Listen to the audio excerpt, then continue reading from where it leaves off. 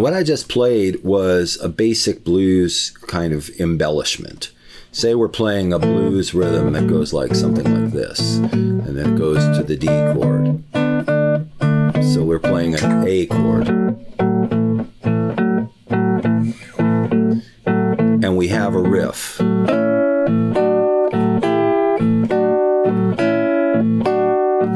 then we go to D. It changes. It's going to change back.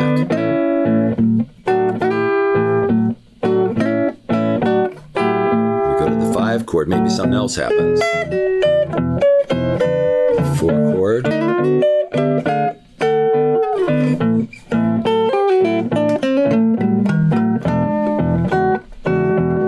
We start again.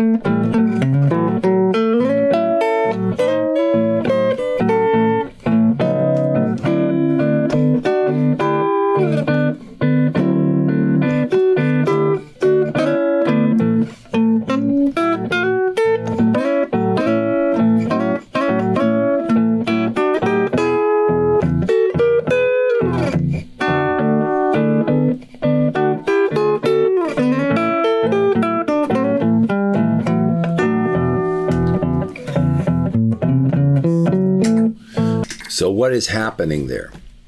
What is happening there? The riffs are changing to accommodate the chords, but how are they changing and why? How would you describe it? In the first chord, in the A chord, we have a riff that goes like this. The first riff, built around that A7 chord. It starts with this riff, this double stop here. This is a C sharp minor. It is a C sharp minor because the first note, the root note of this double stop, is the third of the A dominant 7th chord. The third of the A chord is a C sharp, and then the E here, this is an E, this is the 5th of the A 7th chord. So we have, this is inside the chord. We have the 3rd and the 5th of the chord. And if you play this bar chord, you will see those two notes are in the chord. The next thing that happens is we play, this is a D major 3rd. We're playing a D and an F sharp. That's a D major. This is a C sharp minor, D major, E minor. So where do those come from and why are we playing them? And then, just before I answer that question, what is going on here? We play a D7 or then perhaps a D9 because it sounds a little cooler than a D7. So we're going to play the A7. And then we go to the 4 chord, which in this case will be a D9. That D9th chord has as its 7th a C natural. The 7th note of the D9 chord is a C natural, and the 9th is an E again, right? So we have a D natural and an E. That is a C major, and that's the top 2 notes of that D9th chord, the highest pitched 2 notes in that D9th chord. And then we follow that C major with a D major and then that E minor again. So the next 2 things that happen against this chord are the same things that were happening in that A chord. When we get to the 5 chord,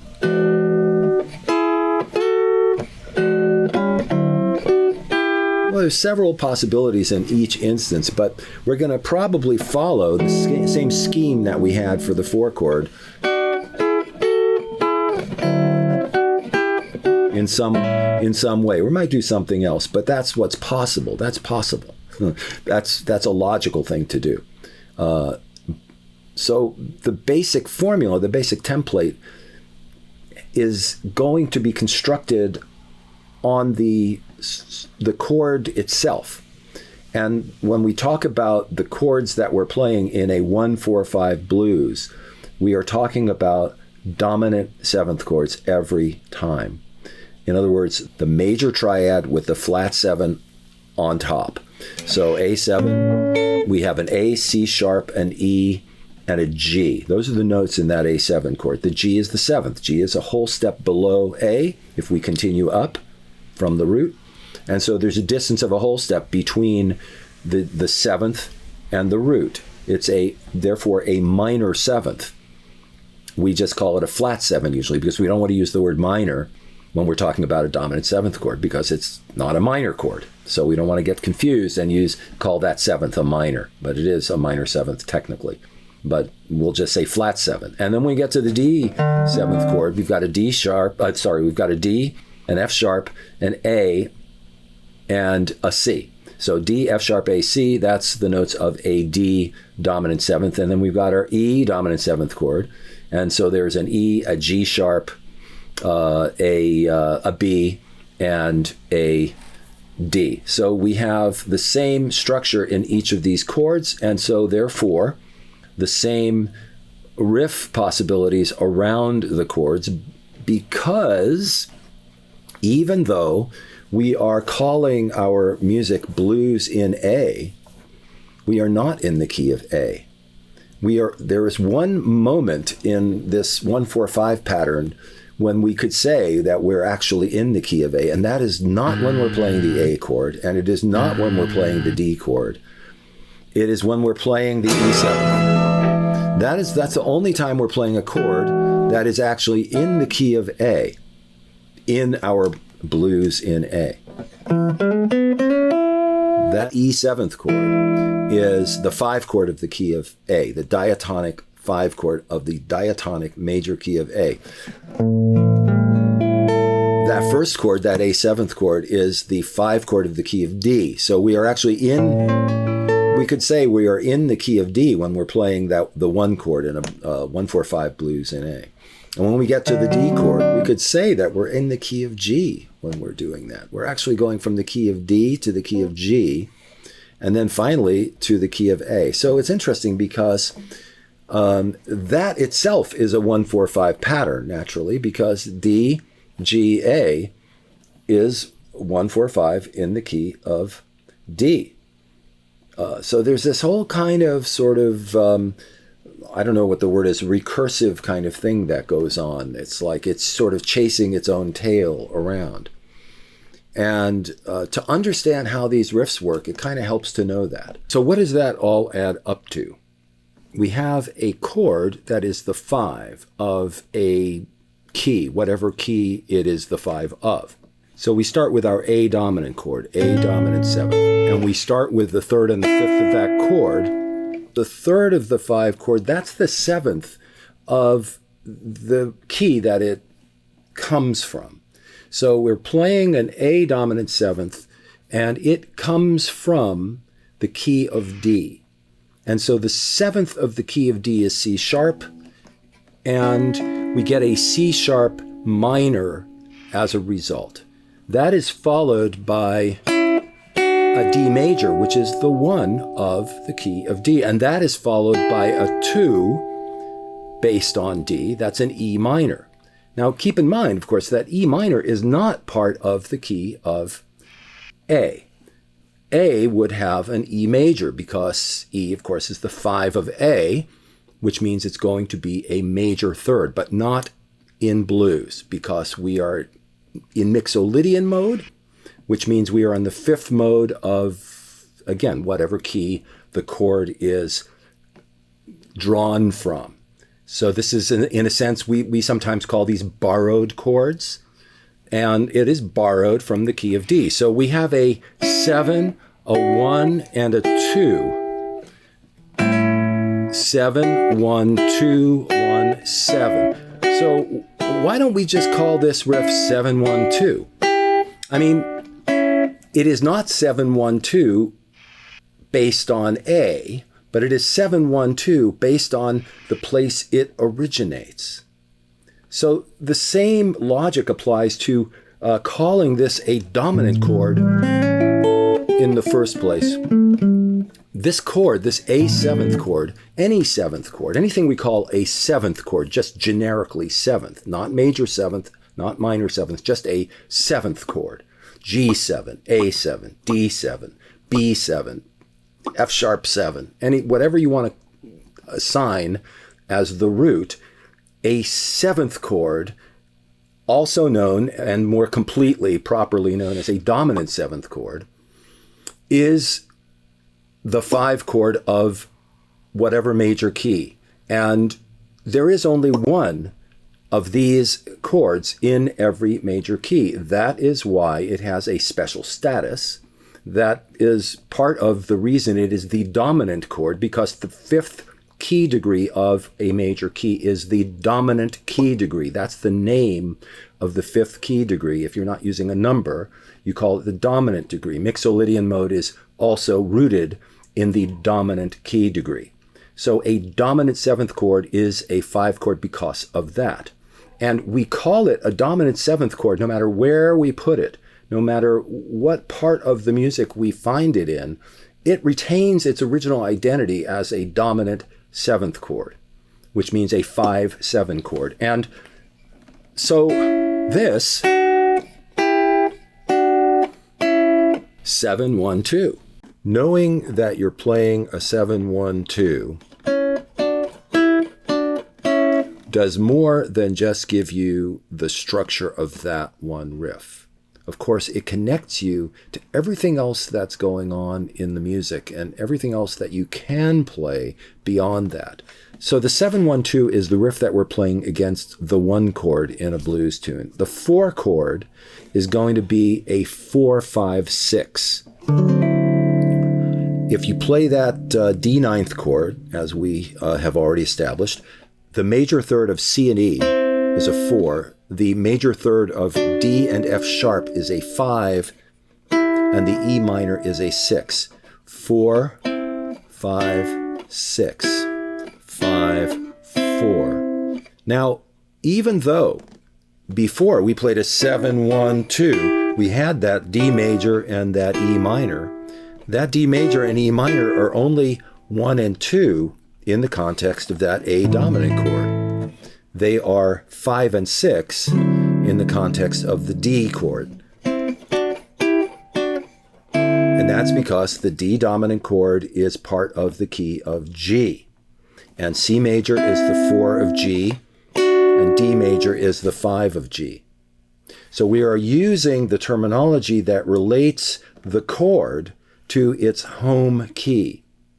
And that will tell you not only where those notes are, but where all the other notes that fit with that chord will be. So to expand on that, let's say we do have this 4, 5, 6 idea, and we want to continue, say, down from there. If this is 4, this is 3, and this is 2.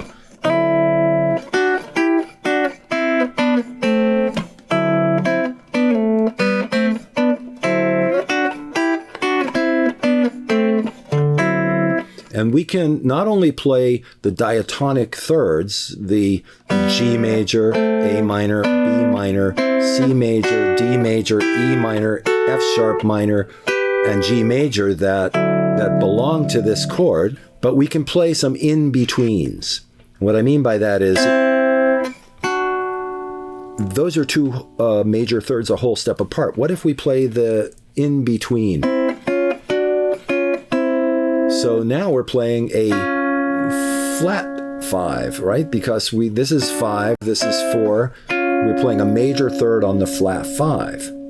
And that's kind of a blues idea. And then we go from the 4 to the 3. Now the 3 leads down to 2. So we can go from 3 to a flat 3 to 2. It starts to sound more and more bluesy when you add this chromaticism in. 6, 7. We'll add the in-between, between 6 and 7.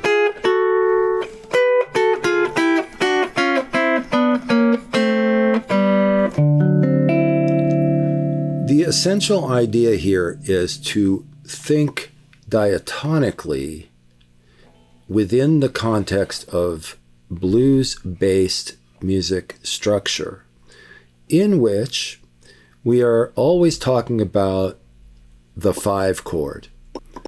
The 1 chord is a 5 chord, the 4 chord is a 5 chord, and the 5 chord is a 5 chord. And if that's true, which it is in most basic blues structures, and expanding beyond that, the idea that when you are playing a 5 chord, no matter where it is, the reason we think of it as a 5 chord is not just because it's a convenient term to use to describe the chord itself, but because it is telling you something about the harmonic structure that surrounds that chord and the riffs that you play based on that chord in its original context as a 5 chord, as the dominant chord of a major key. So whatever you play, whether it's a particular variation of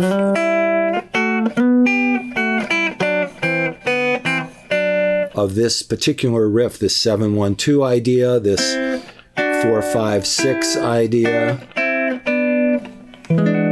this 4-5-6 idea, and this 7-1-2. That's 7-1-2. Anytime you've got minor, major, minor, like that in a row, that's 7-1-2. Minor, major, minor, 7-1-2 every time. Anytime you've got 2 major thirds in a row, a whole step apart, they're 4 and 5. This is 4-5-6. You get the idea. This is 4-5-6. This is 4-5-6. This is 4-5-6. 4-5-6. This is 4-5-6. 4-5-6.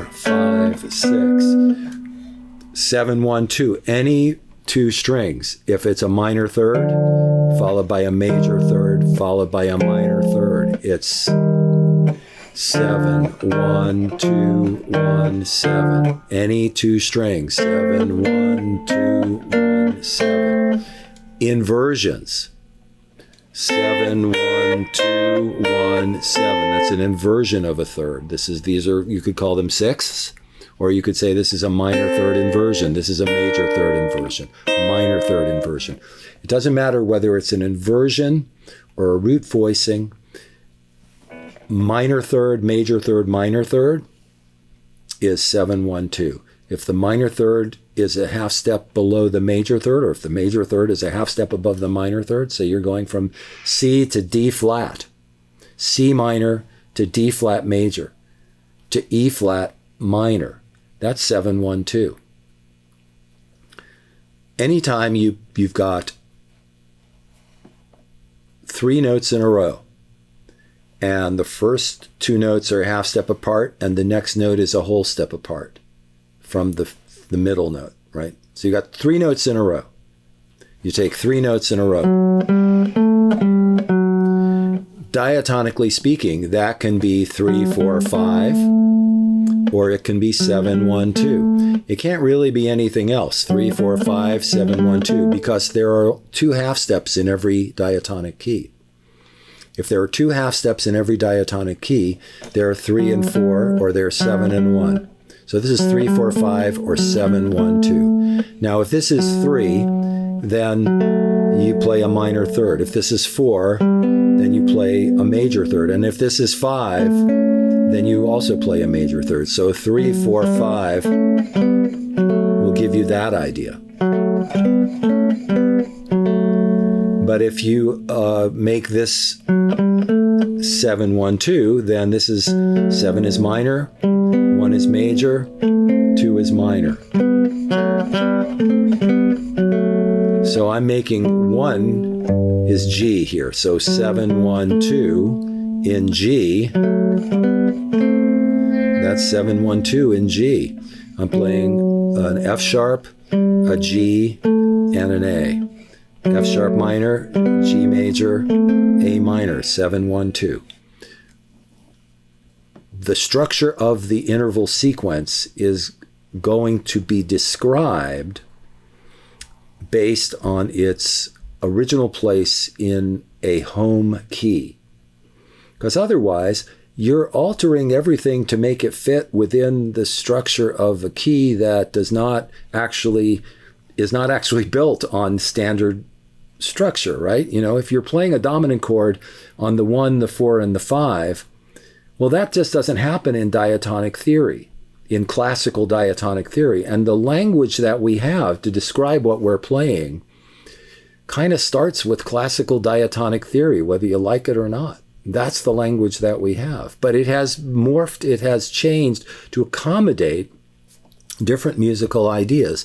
But the way it does that is to kind of dip into that classical terminology, and then you figure out, well, how do I make that fit with what I'm playing? And the simplest thing to do is, when in doubt, go back to the major scale. When in doubt, start with the major scale, start with basic diatonic language to describe what you're playing. And this is why we have things like borrowed chords. This is why we have things like, chord tritone chord substitutions. Why we're referring to the tritone. Why are we referring to the idea of a dominant chord? Why do we call this kind of chord? Why do we call this kind of chord? Why do we call them dominant chords? Why do we call them dominant chords? We call them dominant chords because they are the chord that happens when you build a chord off of the 5th degree of a major key, and the 5th degree of a major key is the dominant key degree. That name comes from a set of terms that describe the degrees of a major key without using numbers. So instead of using numbers, because we got plenty of numbers for everything, sometimes we just use a name for something. So the 1 is the tonic. So instead of saying the 1, we just say the tonic. The 2 is the supertonic. So instead of saying the 2, we can say the supertonic. The 3 is the mediant. mediant, mediant. The 4 is the subdominant. The 5 is the dominant. The 6 is the submediant. Now, I'll do another video on why these names exist. I'm not going to go into all the etymology right now, but the 6th degree is the submediant. The 7th degree is called the leading tone, the 7th degree of a major scale, and the 1 is the tonic again. Tonic, supertonic, mediant, subdominant, dominant, submediant, leading tone, tonic. So 5 is the dominant. The terminology comes straight out of classical theory. We use it in all kinds of music. We call that chord a 5 chord. We call it a dominant chord. That means something.